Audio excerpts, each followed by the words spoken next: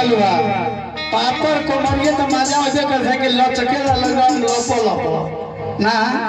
पातर मारे राजा हमर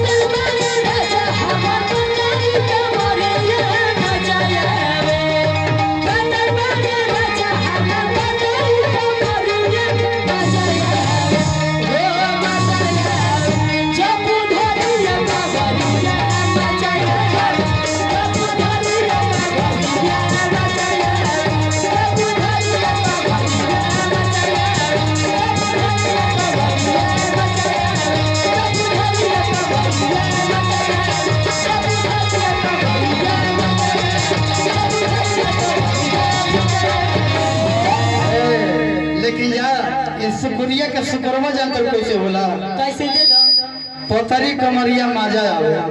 अरे बा मोटकी कमरिया मजा ना देला का जाने हम का जानते नहीं साजा देला हां साजा देला हां केने मोट कमर बाड़ो देखा होले अच्छा भैया बुझा तो जवान की फौज के जवान होकर सब हम बहाली में जाइए सब हम उसको जवान अरे सुटुर सुटुर साथ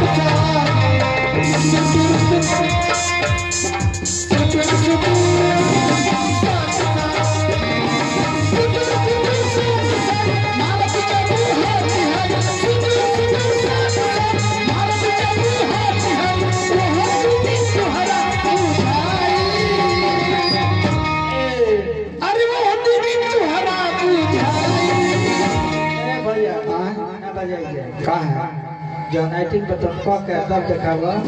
हां यूनाइटेड पे तुम को के दिखावा कैसे कोई के दिखावा अरे वो हमें तुहरा बुझाई तुहरा दिला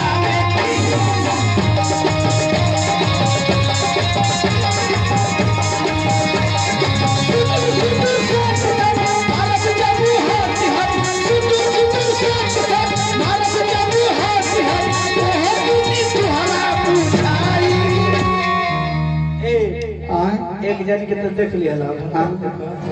के नहीं कर एने हो अरे वो हमें